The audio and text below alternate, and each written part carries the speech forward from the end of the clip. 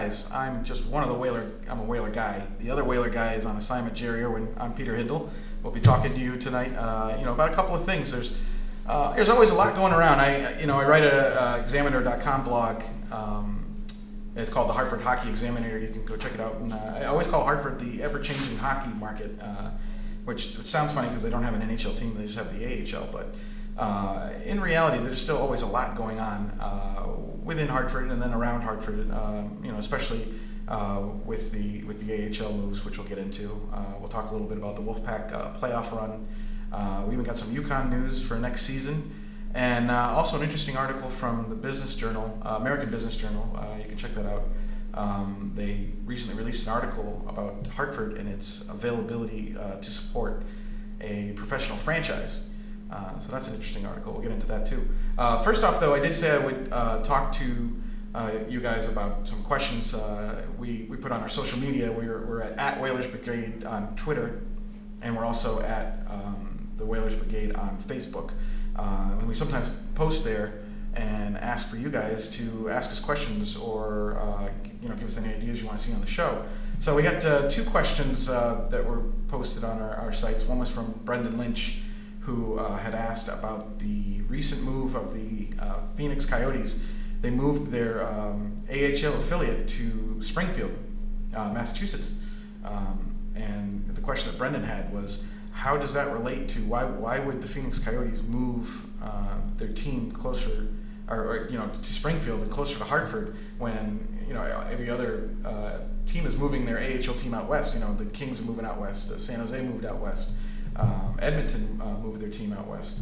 I don't know for sure, but what we can tell you is that Phoenix has signed a 4-year deal with Springfield. However, the rumor mill is kicking that they may not be there for all 4 years. So we'll have to wait and see on that. But I don't think it implies anything towards Hartford in terms of are the Coyotes coming to Hartford. I don't think it really comes along those lines, only because there's no way to say this for sure, but it seems like Phoenix, if it was going to move, would be more suited to move to the West Coast state, keep the division alignments in the NHL better, and maybe Phoenix would end up in a place like Seattle. But right now, it's Phoenix is owned by a guy named Anthony Barroway, who bought the team, has a long extending lease, and has said he plans to keep the team there. However, we know when owners say they plan to keep the team there that you can kind of take that with a grain of salt.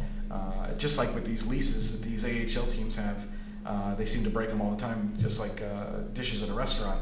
So an ironclad lease and an owner saying that they're not going to move their team is kind of something of a myth. Sometimes it can be. You can't really put all your stock into that.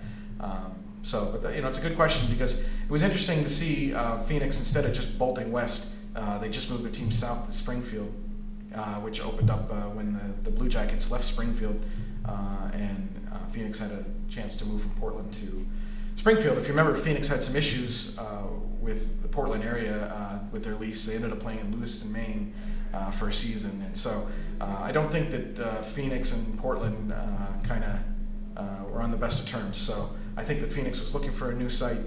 Springfield was close by. They took that advantage of going there, and who knows? It could be a year or two, or maybe at the end of their lease with Springfield, that the Phoenix AHL team does move west. So nothing to really take out of that. But again, you just don't really know. We did have another question from Neil Keefe, who asked on our social media page, the Whalers Brigade, if the arena plan was coming along, and I don't know if you remember seeing. And we'll post a picture of this. The arena plan that SCI did had green seats in the arena, which was kind of neat because it gave it that Whaler kind of feel. And wouldn't green seats in a new arena, if the Whalers were here, it'd be a neat thing.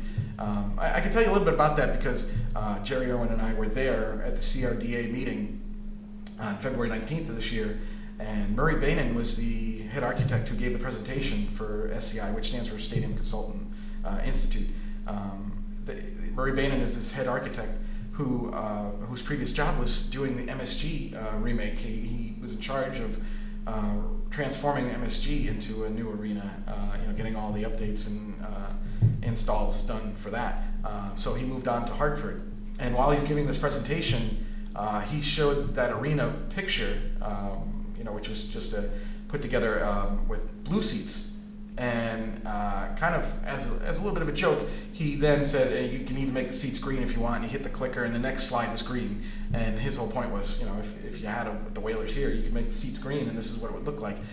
So it was kind of like, it did serve a purpose. It did show that they're thinking Whalers a little bit, but it was just more of a concept idea. It's not something like, I wouldn't say set in stone that you're going to see green seats if this arena plan goes through. And the other part of Neil Keefe's question was, where is the arena plan? And we do know, because we've had Michael Freemuth on the show, that the arena plan is not in this year's budget. That would have to be something that would be brought up to the legislature in the next budget. So I'm not saying that the arena plan's on hold, but it's at least monetarily. Nothing can happen with it until the new budget is planned. But in the meantime, we do know that the CRDA wants to be very public with that arena plan. It's very important to get the public support, people to buy into it. And there really is no other option. This isn't like an arena plan where, hey, how about this? What do you think? It's a great idea. It really is the point where the building will not survive anymore in its current condition. So you're faced with a do or die situation. In other words, you have to put some money into this building, some significant money into this building to keep it running for a while. And you want to keep your concerts, you want to keep your Disney on Ice, your monster trucks, you want to keep those events coming in, you want your concerts, you have the Eagles coming in. Those types of events would diminish as the building further decayed. And there's still a lot of work to be done. That $35 million, it sounds like a lot of money, and it is a lot of money. But in terms of a full upgrade, it was somewhere, kind of around 10 to 12%, and they could only do so much. And we got some of the numbers from Bob Saint when he was here, and it was a good significant percentage of that $33 million people don't see. Because it's behind the walls, it's in wiring, it's in new conduits, it's in new electrical wire, new HVACs, vents, and that type of thing. So, but the arena plan is coming along. We'll probably hear more about that as the CRD tries to build more public support. The Whaler guys are definitely going to be out there pushing that arena plan. We like, of course, the $250 million option, which is take the current Excel and do renovations over the summer, so that you can have your winter events, you can have your hockey, your basketball, and still have the arena open. Because the other plan, which is the $500 million plan, would be essentially knocking the building down and starting from scratch. And that, you're talking about a 3-year dark period in Hartford for terms of big major events, concerts, that type of thing. And boy, 3 years dark would be a long time. And Hartford really can't afford it. I mean, it already is a 9-to-5 city. So I think Hartford needs as much nightlife as it can get. But another good question from Neil Keefe on the arena plan. We definitely will keep you updated on that. And back to Brendan Lynch's question about the AHL. I just want to go over a little bit with you what is going on in the AHL and how many teams have moved. Got a nice piece here from Anderson Analytics. On how much of the AHL has moved, and we can talk about the Florida Panthers have moved from San Antonio to Portland. So they've moved their team to the Northeast, and they'll be in Portland, and probably will be part of some kind of New England division next year, and possibly a division rival to the Wolfpack. Another team that moved was Montreal Canadiens. Montreal Canadiens have been in Hamilton for as long as I can remember, the Hamilton Bulldogs. But Montreal has moved their team all the way to St. John's. It'll probably be the St. John's Ice Caps remain with the same name, which is interesting. St. John's is the only AHL city where it's all flights. The team travels by flights, and every team that goes in there has to fly in there. So that's kind of interesting because it's a little bit more expensive to run an AHL team out of St. John's. However, you'll be sold out because as Winnipeg put their team there for the last couple of years, they've had great attendance in St. John's. St. John's is a great AHL hockey market and has proved it. Another team that's moving is the Blue Jackets, the Springfield Falcons. You probably remember them from if you've been to the AHL Wolfpack games in the XL Center. You'll see the Springfield Falcons at least 5 times a year. But not anymore as a Blue Jacket. They're going to now be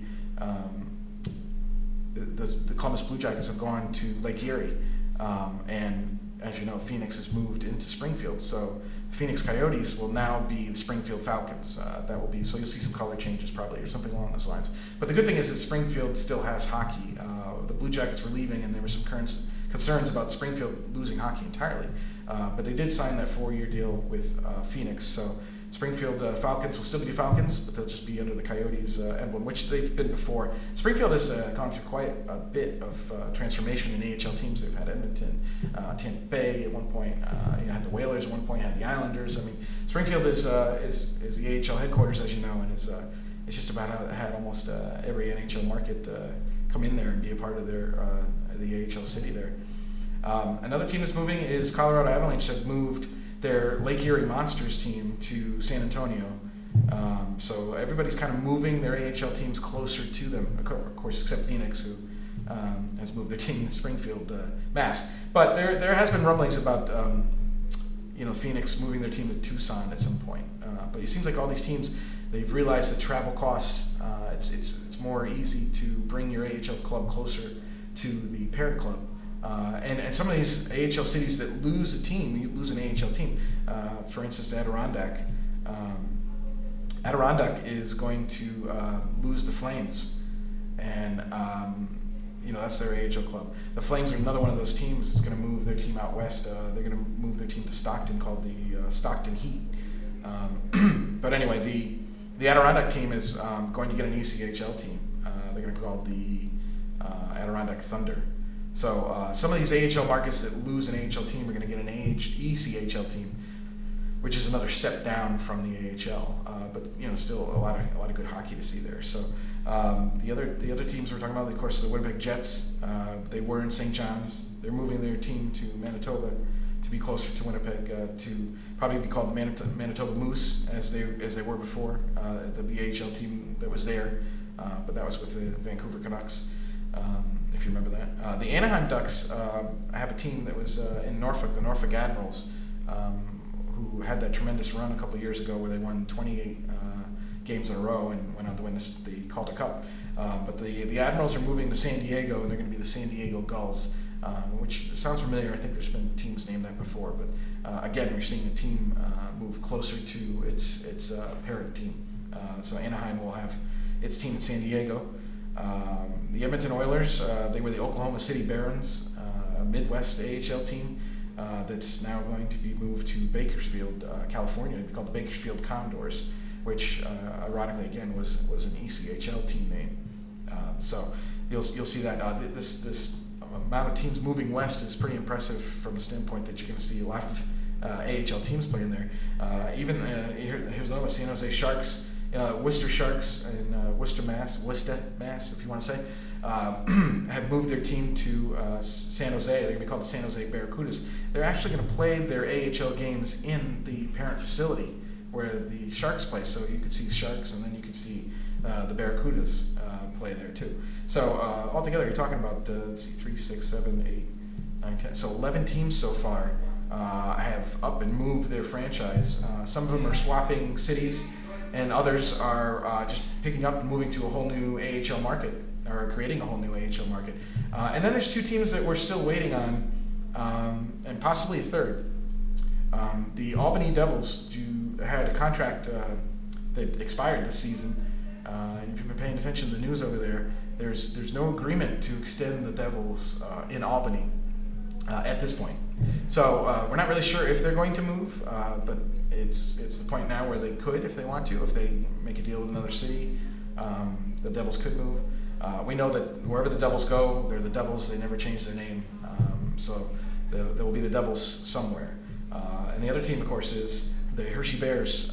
Have a contract that's expired with the Capitals, and it's unlikely Hershey would lose an AHL team, but they were called the Hershey Bears, and then whatever team would move there would be the Hershey Bears, or the Capitals could stay there. You just don't know. But the other team that was mentioned recently on April 17th in what you call Jerry Cantlin's Corner, who is a reporter who covers the AHL and hockey in general for Howlings.net.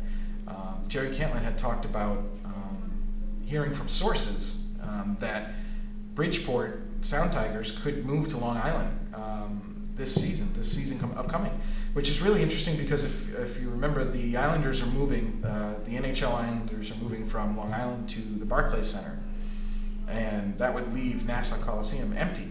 And there was talk about the Nassau area was going to do a revamp or transformation of the Nassau Coliseum, put some money into that, kind of like what the Excel Center had done here. But they wanted to add a Dave & Buster's, and they wanted to add a Bass Pro Shop, and then I think the plans changed to a bowling alley and a movie theater or something like that. And so there's been some discrepancy on the plans. So I think that the whole Nassau Coliseum transformation is on hold, which means that they have capacity for events. They have capacity for a hockey club. So if Bridgeport moves to Long Island, that frees up Bridgeport. And freeing up Bridgeport is interesting because Albany could then move to Bridgeport if they wanted to. That would be a market they can move into. The Albany Devils would be in Bridgeport. It was a couple years ago that the rumor that was really hot was that the Rangers drool over Bridgeport because they can just put their AHL players on Metro North, and it's an hour-and-a-half train ride to take your players up and down the Metro North way, which is really neat for even for fans. Fans can come up the Metro North way, see the AHL, go back and see the Rangers. And, that's all speculation at this point. We'll have to wait and see. Jerry Cantlin did say something about maybe Bridgeport moving soon, maybe hearing something soon. If that happens, it just creates a lot of interesting aspects. The Wolfpack do have one more year on their contract. After that, then they have 2 one-year options, which I've been told is MSG's option. So, in other words, the Rangers can decide to stay in Hartford, or they can move on. But as we saw, even with the Blue Jackets, they left Springfield with a year on their contract. So there's certainly no reason why the Wolfpack can't leave a year early. So you just don't really know. That's the difficulty about the AHL is it's a lot of musical chairs. Things just don't stay put very long, and I think that sometimes affects attendance because you're never seeing the same team. The players never stay long. The franchises move around. People get confused on the names and what team is where and who's the parent club. But that's just the nature of the AHL. But hopefully all these changes will settle the AHL. The Wolfpack, it looks like they're going to be here one more year at least, with the possibility of 2 one-year options if they decide to stay. And after this year, they've had a bump in attendance. The Wolfpack, they went up about 500 people per game. I think it was about 20,000 people overall. And we'll get into what the Wolfpack is up to right now because last night was their first playoff game against the Providence Bruins. That's another team that probably never leave the city. The Providence Bruins do very well in Providence, and they've actually been the Wolfpack's biggest division rival in the playoffs. They've played them. This is their 5th playoff series against Providence, and Providence has won 3 of them. The Wolfpack won one series, and then that one series, it was a 7-game series, the Eastern Conference Finals in 2000. That's when the Wolfpack went on to win the Calder Cup in their first ever championship season in Hartford.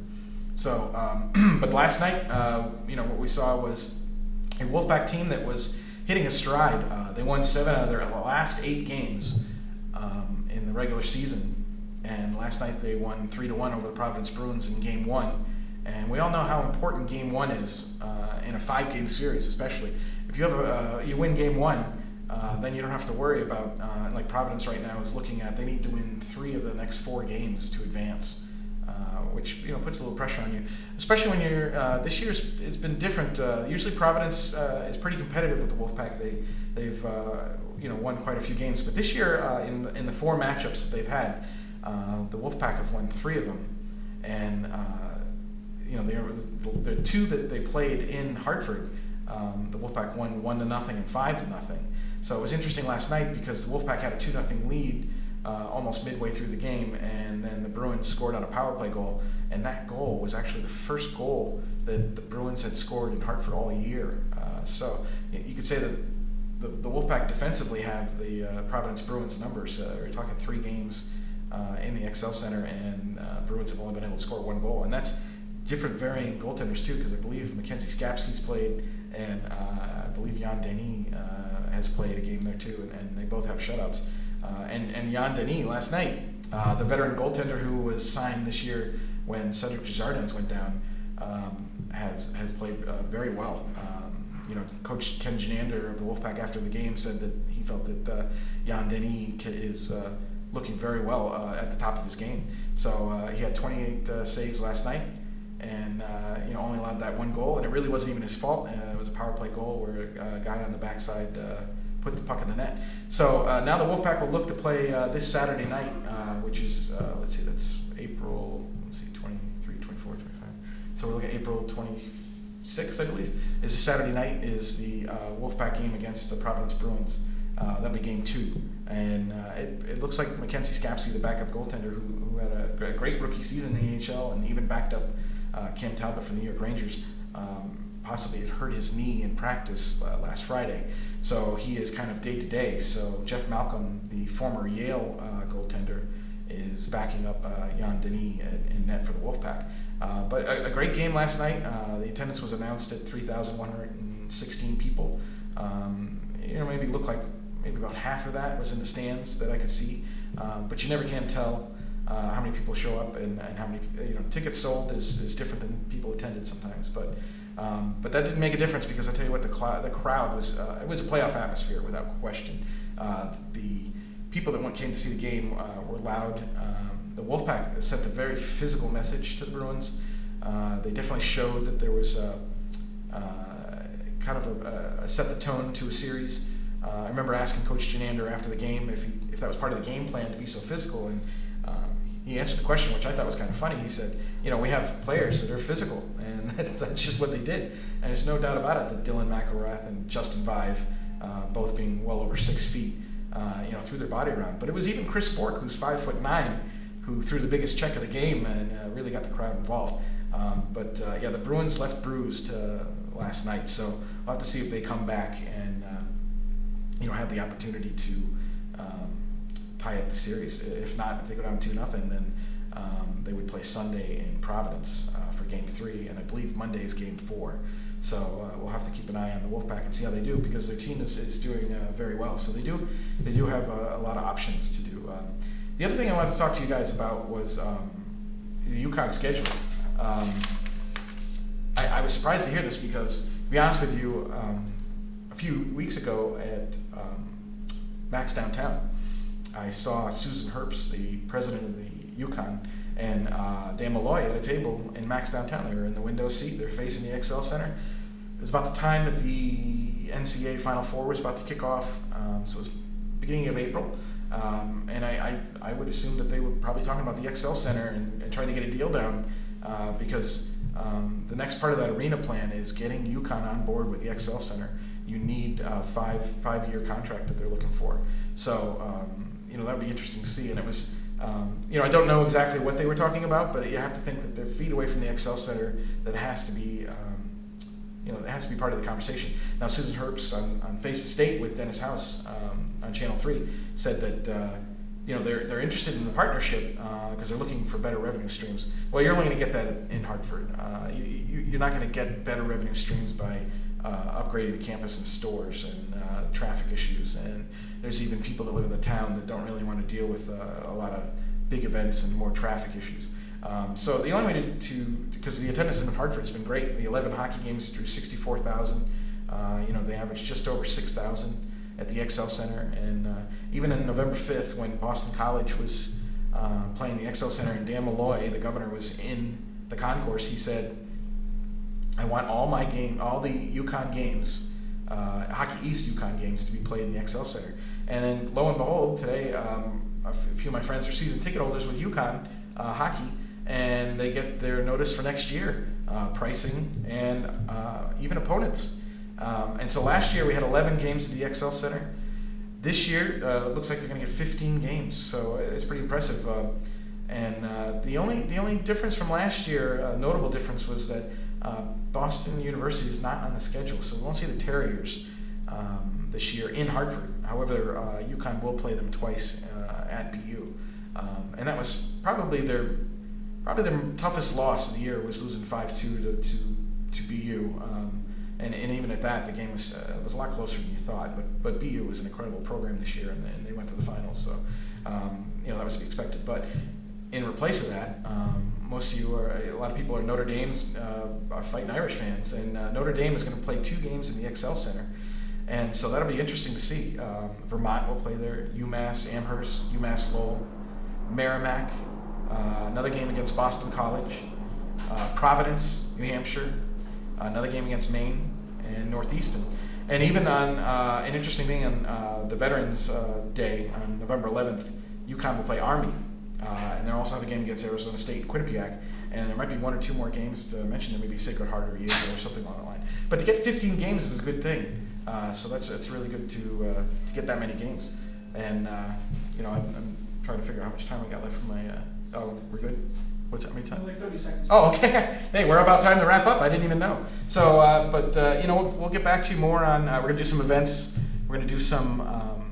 Shows downtown Hartford. We want you to come there and pay attention to the Whalers Brigade show, and we'll get you involved.